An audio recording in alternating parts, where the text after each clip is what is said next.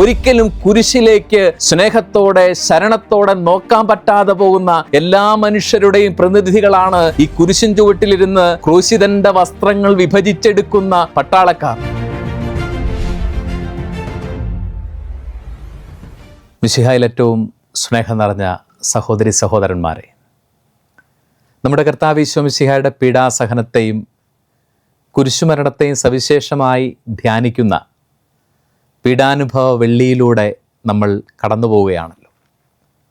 പ്രഭാഷകൻ്റെ പുസ്തകം 11:28 നമ്മളിങ്ങനെ വായിക്കും: മരിക്കുന്നതിന് മുൻപ് ആരെയും ഭാഗ്യവാനെന്ന് വിശേഷിപ്പിക്കരുത്, മരണത്തിലൂടെയാണ് മനുഷ്യനെ അറിയുന്നത്.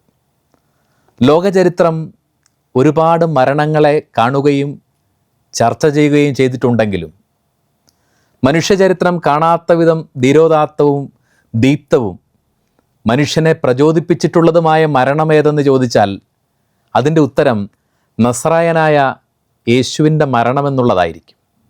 കാരണം അവൻ മരണത്തെ തിരഞ്ഞെടുക്കുകയാണ് ചെയ്തത്. യോഹന്നാൻ്റെ സുവിശേഷം 10:18 അവൻ്റെ പീഡാനുഭവങ്ങളുടെ ഒക്കെയും ആമുഖമായിട്ട് നിൽക്കാവുന്നൊരു വാചകം ഈശോ പറയുന്നുണ്ട്: തിരിച്ചെടുക്കുന്നതിന് വേണ്ടി ഞാൻ ജീവൻ അർപ്പിക്കുന്നതിനാൽ പിതാവ് എന്നെ സ്നേഹിക്കുന്നു. ആരും എന്നിൽ നിന്നത് പിടിച്ചെടുക്കുകയല്ല, ഞാനത് സ്വമനസ സമർപ്പിക്കുകയാണ് ചെയ്തത്. അപ്പോൾ ഒരു ധീരോദാത്തമായ സ്വയം സമർപ്പണമായിരുന്നു മിശിഹായുടെ പീഡാസഹനവും മരണവുമെന്ന് തിരിച്ചറിയുമ്പോഴാണ് അവൻ്റെ മരണത്തിൻ്റെ സൗന്ദര്യം കുരിശിൽ നമ്മൾക്ക് ഏറ്റവും മനോഹരമായി വെളിപ്പെട്ട് കിട്ടുന്നത്. യേശുവിൻ്റെ ജീവിതവും അവൻ്റെ വാക്കും പ്രവൃത്തികളും അവൻ്റെ ദൈവികതയുടെ വെളിപാടായിരുന്നത് എങ്ങനെയോ അതുപോലെ തന്നെ അവൻ്റെ ദൈവികതയുടെ ഏറ്റവും മനോഹരമായ വെളിപ്പെടുത്തലായിരുന്നു, ദൈവശക്തിയുടെ വെളിപ്പെടുത്തലായിരുന്നു അവിടുത്തെ പീഡാനുസഹനങ്ങളും മരണനിമിഷങ്ങളും. പീഡാനുഭവ രംഗങ്ങളിലെ യേശു, മരണസമയത്തെ യേശു ആരായിരുന്നു? അവൻ ഭീരുവോ മറ്റാരുടെയെങ്കിലും നിർബന്ധം മൂലം സഹനങ്ങളിലൂടെ കടന്നു പോകേണ്ടി വന്ന നിസ്സഹായനോ ആയിരുന്നില്ല. മറിച്ച് അവനൊരു രാജാവിനെ പോലെ ശക്തനും ധീരനുമായിരുന്നു. അവൻ സഹനത്തിൻ്റെ മേൽ നിയന്ത്രണമുള്ളവനായിരുന്നു. അവൻ സഹനങ്ങൾക്ക് സ്വയം ഏൽപ്പിച്ചു കൊടുത്തവനായിരുന്നു. അതുകൊണ്ട് തന്നെ മിശിഹായുടെ പീഡയും മരണവുമെല്ലാം എല്ലാ കാലത്തെയും സഹിക്കുന്ന മനുഷ്യൻ്റെ പാഠപുസ്തകമാണ് എന്നുള്ളതാണ് യാഥാർത്ഥ്യം. നമ്മളൊരു പീഡാനുഭവ വെള്ളിയിലൂടെ യാത്ര ചെയ്യുമ്പോൾ, കുരിശിനെയും ക്രൂശിതനെയും ധ്യാനിക്കുമ്പോൾ, ആ ധ്യാനം അനുദിന ജീവിതത്തിലെ നമ്മുടെ ചെറുതും വലുതുമായ സഹനങ്ങളെ മറികടക്കാനും അതിൻ്റെ അർത്ഥം കണ്ടെത്താനും നിശ്ചയമായും നമ്മെ പ്രേരിപ്പിക്കാനും മാത്രം ദീപ്തമാണ് എന്നുള്ളതാണ് യാഥാർത്ഥ്യം. ക്രൈസ്തവ വിശ്വാസത്തിൻ്റെ അടിത്തറ മിശിഹായുടെ ഉത്ഥാനമാണെന്ന് നമ്മൾ വിശ്വസിച്ചേറ്റു പറയുമ്പോഴും ഇന്നും സാധാരണ മനുഷ്യന് ജീവിതത്തിൻ്റെ ആകുലതകളിലും നിറമില്ലാത്ത അവസ്ഥകളിലും ഒക്കെ കഴിയുന്ന മനുഷ്യർക്ക് എന്തുകൊണ്ടായിരിക്കും ക്രൂശിതനും ക്രൂശിത രൂപവും ഒക്കെ അത്രമേൽ പ്രിയതരമായിരിക്കുന്നത്? കാരണം ക്രൂശിതൻ്റെ സഹന നിമിഷങ്ങളിലും അവൻ്റെ പാടുപീഡകളിലും തങ്ങളുടെ ജീവിതത്തിൻ്റെയും ദുഃഖങ്ങളുടെയും പരിച്ഛേദത്തെ വായിച്ചെടുക്കാൻ പറ്റുന്നു എന്നുള്ളത് കൊണ്ടാണ് ക്രൂശിതൻ ഇന്നും പഴമ മണക്കാത്ത ഒരു മാതൃകയായിട്ട് മനുഷ്യഹൃദയങ്ങളിൽ നിലകൊള്ളുക തന്നെ ചെയ്യുന്നത്. ഈ പീഡാനുഭവ വെള്ളി നമ്മെ കൂടുതൽ ശക്തിപ്പെടുത്താൻ, നമ്മുടെ സഹനങ്ങളുടെ ആഴങ്ങളിലും അതിൻ്റെ അർത്ഥവും മനസ്സിലാക്കാൻ, സഹന നിമിഷങ്ങളിൽ ദൈവപുത്രനെ പോലെ സ്വയം സമർപ്പണത്തിലൂടെ അതിൻ്റെ അർത്ഥം കണ്ടെത്താൻ നമുക്കൊക്കെ സാധിക്കട്ടെ എന്ന് ഹൃദയപൂർവ്വം പ്രാർത്ഥിക്കുകയാണ്. പീഡാനുഭവ വെള്ളിയിലൂടെ നമ്മൾ യാത്ര ചെയ്യുമ്പോൾ ആ പീഡാനുഭവ യാത്രയുടെ തുടക്കം സുവിശേഷകന്മാർ വിവരിക്കുന്നതനുസരിച്ച് അന്ത്യത്താഴ മേശയിൽ നിന്ന് സ്തോത്രഗീതം ആലപിച്ച ശേഷം ഈശോയും ശിഷ്യന്മാരും പോകുന്നത് ഒരു തോട്ടത്തിലേക്കാണ്. സമാന്തര സുവിശേഷകന്മാർ ആ തോട്ടത്തിന് ഗത്സമനി എന്ന് പേര് പറയുന്നു. എണ്ണയാട്ടുന്ന ചക്ക് ഉള്ള സ്ഥലമെന്നാണ് ഗത്സമനി എന്ന വാക്കിൻ്റെ അർത്ഥം. എന്നാൽ സുവിശേഷകനായ യോഹന്നാൻ ചിരപരിചിതമായ ആ സ്ഥലത്തിന് വെറുതെ ഒരു തോട്ടമെന്ന് മാത്രമേ പറയുന്നുള്ളൂ. വലിയ ദൈവശാസ്ത്ര അർത്ഥത്തോടുകൂടിയാണ് ഈ രക്ഷാകര പീഡാനുഭവ യാത്രയുടെ തുടക്കം ഒരു തോട്ടത്തിൽ നിന്നായിട്ട് ഈ സുവിശേഷകന്മാർ ചിത്രീകരിക്കുന്നത്. ഒരുപക്ഷെ മനുഷ്യകുലത്തിൻ്റെ പതനത്തിൻ്റെ തുടക്കം എവിടെയായിരുന്നു? അതും ഒരു തോട്ടത്തിൽ നിന്നായിരുന്നു. പർദീസ എന്ന ആ തോട്ടത്തിൽ നിന്നാണ് മനുഷ്യകുലത്തിൻ്റെ പതനം തുടങ്ങുന്നതെങ്കിൽ ആ പതനത്തിൻ്റെയും പരാജയത്തിൻ്റെയും വീണ്ടെടുപ്പിൻ്റെ ചരിത്രം ദൈവം ആരംഭിക്കുന്നത് മറ്റൊരു തോട്ടത്തിൽ നിന്നാണ്. അങ്ങനെയാണെങ്കിൽ പറുദീസയിൽ മനുഷ്യകുലത്തിന് സംഭവിച്ചതിൻ്റെ ഒക്കെയും തിരിച്ചു നടപ്പും പരിഹാരവുമാണ് ഗത്സമനിയിൽ സംഭവിക്കുന്നത്. തോട്ടങ്ങൾ, പറുദീസയും ഗത്സമനിയും ആവട്ടെ, അതൊരു സംഘർഷത്തിൻ്റെ ഭൂമികകളായിരുന്നു. പറുദീസയിലെ സംഘർഷം ദൈവഹിതവും മനുഷ്യഹിതവും തമ്മിലായിരുന്നു. മനുഷ്യൻ അമർത്യത മോഹിച്ച് ദൈവഹിതത്തെ പരാജയപ്പെടുത്തിയ ഇടമായിരുന്നു പറുദീസ. ഗത്സമനിയോ ദൈവം മർത്യത തിരഞ്ഞെടുക്കുകയും അങ്ങനെ ദൈവഹിതത്തിന് മനുഷ്യഹിതം സമ്പൂർണമായി സമർപ്പിച്ചുകൊണ്ട് പിതാവേ, എൻ്റെ ഇഷ്ടമല്ല നിന്റെ ഇഷ്ടം നിറവേറട്ടെ എന്ന് പറഞ്ഞ് സ്വയം സമർപ്പണം നടത്തുന്ന ഇടമായിരുന്നു. ആ സമർപ്പണത്തിൻ്റെ പരകോടിയാണ് കുരിശിൽ തലചായ്ച്ച് തൻ്റെ ആത്മാവിനെ സമർപ്പിക്കുന്നതിന് മുൻപ് നസറായനായ യേശു പറയുന്നത്, പിതാവേ, അങ്ങേ കരങ്ങളിൽ എൻ്റെ ആത്മാവിനെ ഞാൻ സമർപ്പിക്കുന്നു. അങ്ങനെയെങ്കിൽ ഗത്സമനി എന്ന തോട്ടം ഒരു പരിഹാരത്തിൻ്റെ വേദിയാവുന്നത് എങ്ങനെയാണ്? ഉപാധികളില്ലാതെ ദൈവഹിതത്തിന് സമ്പൂർണമായിട്ട് മനുഷ്യൻ വിധേയപ്പെടുന്നതിൻ്റെ മാതൃക നൽകുന്നതിലൂടെയാണ്. ആ സ്വയം സമർപ്പണത്തിലാണ്, ദൈവഹിതത്തിന് നടത്തുന്ന ആത്മസമർപ്പണത്തിലാണ് മനുഷ്യകുലത്തിൻ്റെ വീണ്ടെടുപ്പിൻ്റെ യാത്ര ആരംഭിക്കുന്നത്. ഗത്സമനിയുടെ അനുഭവം ദൈവപുത്രൻ്റെ ജീവിതത്തിൽ മാത്രമുള്ളതല്ല. ഓരോ വിശ്വാസിയും അനുദിന ജീവിതത്തിൽ സംഘർഷങ്ങളുടെ ഗത്സമനിയിലൂടെ കടന്നു പോകുന്നുണ്ട്. നിരന്തരം ദൈവഹിതവും നമ്മുടെ ഇഷ്ടങ്ങളും തമ്മിൽ സംഘർഷങ്ങളിലൂടെ, ഏറ്റുമുട്ടലിലൂടെ കടന്നു പോകുന്നു. പലപ്പോഴും നമ്മൾ ദൈവഹിതത്തെ മറികടക്കാനുള്ള ശ്രമങ്ങൾ, നമ്മുടേതായിട്ടുള്ള സാമ്രാജ്യങ്ങൾ സൃഷ്ടിക്കാൻ, നമ്മുടെ ആഗ്രഹങ്ങൾ നിറവേറ്റാൻ, നമ്മുടെ പദ്ധതികൾ പൂർത്തീകരിക്കാൻ ദൈവഹിതത്തെ മറികടക്കാനുള്ള നിരന്തര ശ്രമങ്ങൾ നടത്തിക്കൊണ്ടേയിരിക്കുന്നു. ഗത്സമനി തരുന്ന ഏറ്റവും മനോഹരമായ പാഠം ഈ പീഡാനുഭവ ചരിത്രത്തിൽ നമ്മൾ വായിച്ചെടുക്കേണ്ടത്, വീണ്ടെടുപ്പിൻ്റെയും തിരിച്ചുനടപ്പിൻ്റെയും കൃപയുടെയും പുതിയ കാലം ആരംഭിക്കുന്നത് നമ്മൾ എന്നാണോ ദൈവഹിതത്തിന് തർക്കങ്ങളില്ലാതെ, ചോദ്യങ്ങളില്ലാതെ സ്വയം സമർപ്പിക്കാനുള്ള മനസ്സു കാണിക്കുന്നത്, അപ്പോഴാണ് ജീവിതം കൃപയുള്ളതായിട്ട് മാറുന്നതും അത് വീണ്ടെടുക്കപ്പെടുന്നതും എന്നുള്ള സുന്ദരമായ ഒരു സന്ദേശമാണ്. യേശുവിൻ്റെ പീഡാനുഭവ യാത്രയിൽ നമ്മൾ പലതരത്തിലുള്ള ആളുകളെ കാണും. അതിലാദ്യം വായിക്കുന്ന, സുവിശേഷം വായിക്കുന്ന നമ്മുടെയൊക്കെ മനസ്സിൽ വന്നു നിൽക്കുന്ന ഒരു കൂട്ടം ആളുകളുണ്ട്. നസറായന യേശുവിൻ്റെ കുരിശുമരണത്തിന് ഒരുപക്ഷെ അവന് മരണം ഉറപ്പാക്കാൻ വേണ്ടി വ്യഗ്രതയോടെ നിൽക്കുന്ന ഒരു യഹൂദ മത സാമൂഹിക നേതൃത്വമുണ്ട്. അവരെക്കുറിച്ച് യോഹന്നാൻ്റെ സുവിശേഷം 18-ാം അധ്യായത്തിൽ ഇങ്ങനെ പറയുന്നുണ്ട്. അവർ യേശുവിനെയും കൊണ്ട് ഈ പീലാത്തോസ് താമസിച്ചിരുന്ന പ്രത്തോറിയം എന്ന് പറയുന്ന കൊട്ടാരത്തിലേക്ക് എത്തുകയാണ്. റോമൻ ഗവർണർ പെസഹ കാലത്ത് വന്ന് താമസിച്ചിരുന്ന അന്തോണിയാനം എന്ന് പറയുന്ന ജെറുസലേം ദേവാലയത്തിൻ്റെ അടുത്തുള്ള കോട്ടയെയാണ് പ്രത്തോറിയം എന്ന് സുവിശേഷകന്മാർ വിശേഷിപ്പിക്കുന്നത്. സുവിശേഷകൻ യോഹന്നാൻ പറയുകയാണ്, അശുദ്ധരാകാതെ പെസഹ ഭക്ഷിക്കേണ്ടതിന് അവർ പ്രത്തോറിയത്തിൻ്റെ ഉള്ളിൽ പ്രവേശിച്ചില്ല. റോമൻ ഗവർണറുടെ, വിജാതീയനായ റോമൻ ഗവർണറുടെ ഭവനത്തിൽ എന്തായിരിക്കും യഹൂദരെ അശുദ്ധരാക്കുന്ന വസ്തു ഉണ്ടാവുക? ആ രാത്രിയിൽ യഹൂദർ പുളിപ്പില്ലാത്ത അപ്പത്തിൻ്റെയും പെസഹ തിരുനാളിൻ്റെയും ആചരണത്തിൻ്റെ ഒരുക്ക ദിവസങ്ങളിലാണ്, നീസാൻ മാസം 13-ാം തീയതി അവരുടെയൊക്കെ ഭവനങ്ങളിൽ നടക്കുന്ന ഒരു ചടങ്ങായിരുന്നു പുളിപ്പില്ലാത്ത അപ്പത്തിൻ്റെ തിരുനാളിനൊരുക്കമായി വീടുകളിൽ നിന്ന് പുളിമാവ് നീക്കം ചെയ്യൽ എന്ന് പറയുന്ന ഒരു ചടങ്ങ്. അതിനുശേഷം ഏതെങ്കിലും വീട്ടിൽ പുളിമാവിൻ്റെ സാന്നിധ്യമുണ്ടെങ്കിൽ അത് പെസഹ തിരുനാളിനും പുളിപ്പില്ലാത്ത അപ്പത്തിൻ്റെ തിരുനാൾ ആചരിക്കുന്നതിനും ഏറ്റവും വലിയ തടസ്സമായിട്ട് അവർ കാണുകയാണ്. അപ്പോൾ അവർ ഭയപ്പെട്ടത്, പ്രത്തോറിയത്തിൽ പ്രവേശിക്കുന്നതിന് ഭയപ്പെട്ടത് റോമൻ ഗവർണറുടെ ഭവനത്തിലുണ്ടാവുന്ന, താമസ സ്ഥലത്തുണ്ടാവുന്ന പുളിമാവിൻ്റെ സാന്നിധ്യത്തെയാണ്. ആത്മീയതയിൽ ഏറ്റവും വലിയ വൈരുദ്ധ്യത്തെ നമ്മൾ ധ്യാനിക്കണം.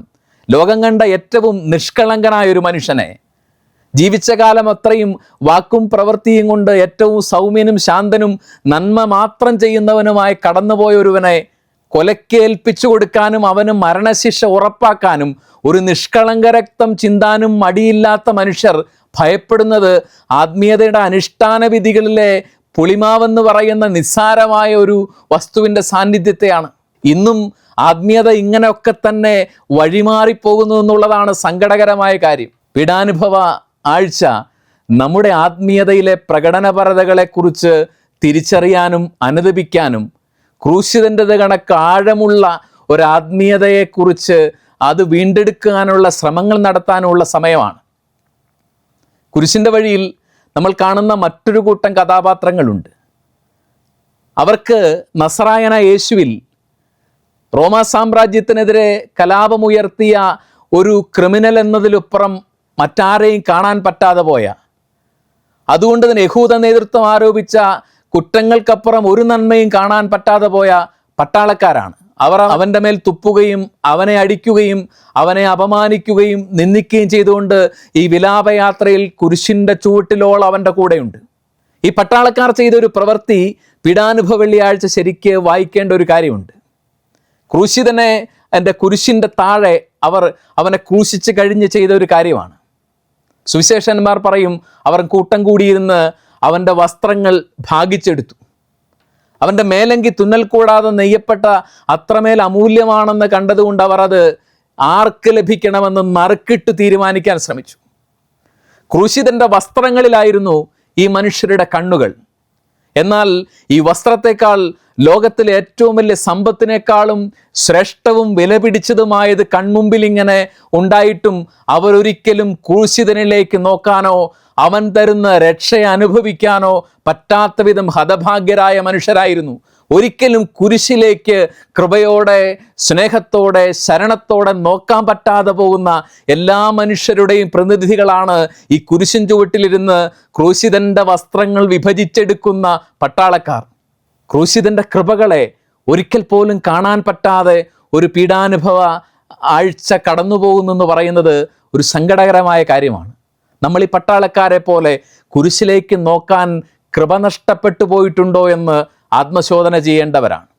പ്രിയപ്പെട്ടവരെ, കുരിശിൻ്റെ വഴിയിൽ നമ്മൾ കാണുന്ന ആളുകളും അവിടെ സംഭവിച്ച കാര്യങ്ങളും കഴിഞ്ഞുപോയ ഗതകാലത്തിൻ്റെ ഓർമ്മകൾ മാത്രമല്ല, നമ്മുടെ ജീവിതത്തിലും പരിസരങ്ങളിലും ഇന്നും നടന്നുകൊണ്ടേയിരിക്കുന്ന കാര്യങ്ങളാണ്, നമ്മുടെ ആത്മീയതയിൽ ഇന്നും നടക്കുന്ന കാര്യങ്ങളാണ്.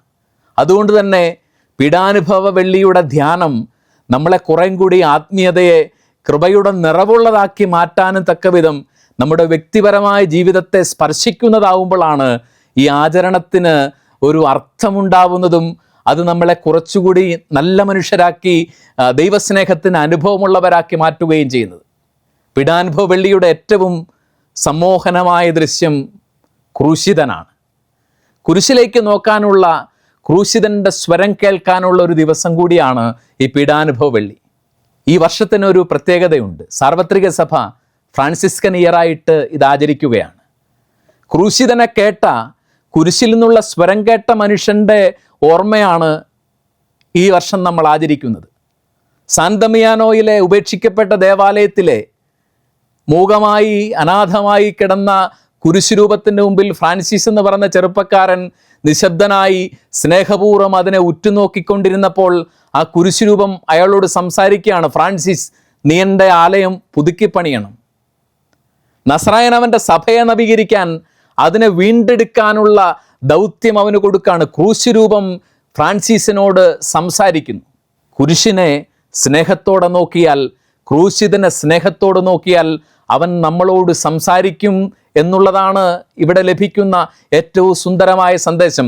യോഹന്നാന്റെ സുവിശേഷം 3-ാം അധ്യായത്തിലാണ് യേശു പറയുന്ന മനോഹരമായൊരു വാചകമുണ്ട്. മോശ മരുഭൂമിയിൽ പിത്തള സർപ്പത്തെ ഉയർത്തിയതുപോലെ മനുഷ്യപുത്രൻ ഉയർത്തപ്പെടും, അവനെ നോക്കുന്നവരൊക്കെ സൗഖ്യം പ്രാപിക്കും. മുറിവേറ്റ മനുഷ്യരാണ് നമ്മളും നമ്മുടെ പരിസരങ്ങളിലുള്ളവരും. നമുക്ക് സൗഖ്യം പ്രാപിക്കാനുള്ള ജീവവൃക്ഷമാണ്, ജീവൻ്റെ ഉറവയാണ്, സൗഖ്യകാരണമാണ് കാൽവരിയിലെ കുരിശും ക്രൂശിതനും. സ്നേഹത്തോടെ ക്രൂശിതനെ നോക്കാൻ, അവൻ്റെ സൗഖ്യം പകരുന്ന സ്വരം കേൾക്കാൻ പറ്റുന്നുണ്ടോ എന്നുള്ളതാണ് നമ്മൾ ആത്മശോധന ചെയ്യേണ്ടത്. ഈ പീഡാനുഭവ വെള്ളിയാഴ്ച കുരിശിലേക്ക് നമുക്ക് നോക്കാം, ക്രൂശിതൻ്റെ സ്വരം കേൾക്കാം. അതുമാത്രമല്ല, ക്രൂശിതൻ്റെ കരസ്പർശവും അനുഭവിച്ചറിയാൻ പറ്റുമെന്നുള്ളതാണ് ഫ്രാൻസിസ് അസീസിയുടെ ജീവിതം തരുന്ന ഏറ്റവും സുന്ദരമായ പാഠം. കുരിശിൽ നിന്ന്, ആണിപ്പഴുതുകളിൽ നിന്ന് വലത് കൈ ഊരിയെടുത്ത് ഫ്രാൻസിസിനെ ചേർത്തു പിടിക്കുന്ന ക്രൂശിതൻ്റെ ചിത്രം എത്രയോ വിഖ്യാതമായൊരു ചിത്രമാണ്. ക്രൂശിതൻ്റെ കരവലയത്തിൻ്റെ ഉള്ളിൽ നിൽക്കുന്ന ഒരു ആത്മീയത, ആ ഒരു ഭാഗ്യമാണ് യഥാർത്ഥത്തിൽ കുരിശിൻ്റെ മുമ്പിലും ക്രൂശിതൻ്റെ മുമ്പിലും നമ്മളെ തന്നെ സമർപ്പിക്കുമ്പോൾ, സ്നേഹത്തോടെ ഉറ്റുനോക്കുമ്പോൾ നമുക്കൊക്കെയും ലഭിക്കുന്നത്. കാൽവരിയിലെ കുരിശിൽ നമ്മുടെ തന്നെ ജീവിതത്തിൻ്റെ പരിച്ഛേദങ്ങളെ നമുക്ക് വായിച്ചെടുക്കാൻ പറ്റട്ടെ. ഈ കുരിശിൻ്റെ വഴിയിലുടനീളം യാത്ര ചെയ്യുമ്പോൾ, കടന്നു പോകുമ്പോൾ നമ്മുടെ ജീവിതവും പരിസരങ്ങളിലൂടെയാണ്, നമ്മുടെ അനുഭവങ്ങളിലൂടെ തന്നെയാണ് നമ്മൾ കടന്നു പോകുന്നത്. നമ്മുടെ ആത്മീയതയിലെ സന്തോഷങ്ങളും അതിലെ തകർച്ചകളും അതിലെ കാപട്യങ്ങളുമെല്ലാം നമ്മൾ കണ്ടുമുട്ടുന്നുണ്ടെന്നുള്ള തിരിച്ചറിവിൽ ആത്മീയതയിൽ ഒരു നവീകരണത്തിന്, വിശ്വാസത്തിലും സ്നേഹത്തിലുമുള്ള ഒരു നവീകരണത്തിന് പീഡാനുഭവ വെള്ളിയുടെ ആചരണങ്ങൾ നമ്മെ സഹായിക്കട്ടെ. തീർച്ചയായിട്ടും ഓരോ തിരിച്ചറിവുകളും ആഴമായൊരു അനുതാപത്തിലേക്ക് നമ്മളെ നയിക്കണം. വിശുദ്ധ ദിസ്മാസിനെ പോലെ വലതുവശത്ത് കിടന്ന ആ മനുഷ്യനെ നല്ല കള്ളൻ എന്ന് പറയുമ്പോഴാണ് വളരെ പെട്ടെന്ന് മനസ്സിലാവുന്നത്. വിശുദ്ധ അഗസ്തീനോസ് പറയും, സ്വർഗം കൊള്ളയടിച്ചവനാണവൻ. യേശുവൻ നിന്റെ രാജ്യത്തിൽ എന്നെ ഓർക്കണമേ എന്നുള്ള ഒറ്റ വാക്കുകൊണ്ട് അവൻ സ്വർഗം പറുദീസ കൊള്ളയടിക്കുകയാണ്. പക്ഷെ അങ്ങനെ പറയാനൊരു കൃപയുണ്ടായിരുന്നു എന്നുള്ളതാണ്. സർവരാൽ ഉപേക്ഷിക്കപ്പെട്ട് ലോകത്തിനു മുമ്പിൽ വിവസ്ത്രനും നിന്ദാപാത്രവുമായി കിടക്കുന്ന നസ്രായനായ യേശു ഒരു രാജാവാണെന്നും അവനൊരു രാജ്യമുണ്ടെന്നും വിശ്വസിക്കാനുള്ള കൃപയുടെ വെളിച്ചം കിട്ടിയതുകൊണ്ടാണ് വിശുദ്ധ ദിസ്മാസിന് യേശുവിനോട് പറയാൻ തോന്നിയത്, നിന്റെ രാജ്യത്തിൽ എന്നെ ഓർക്കണം. ആരൊക്കെയാണോ ക്രൂശിതനെ തിരിച്ചറിയുന്നത്, അവനൊരു രാജ്യമുണ്ടെന്നും രക്ഷിക്കാൻ അവന് ത്രാണിയുണ്ടെന്നും വിശ്വസിക്കുന്നത്, അവർക്കുള്ള കൃപയുടെ വചനമാണ് അവൻ നല്ല കള്ളനോട് പറയുന്നത്, നീ എൻ്റെ കൂടെ പറുദീസയിലായിരിക്കും. പീഡാനുഭവ വെള്ളി സമാപിക്കുമ്പോൾ അതിൻ്റെ ആചരണങ്ങൾക്കപ്പുറം അവൻ്റെ കൂടെ പറുദീസയിൽ കൃപയിലായിരിക്കുന്ന ഒരാത്മീയ അനുഭവമായിരിക്കട്ടെ നമുക്കെല്ലാവർക്കും ഉണ്ടാവുന്നത്. ആമേൻ.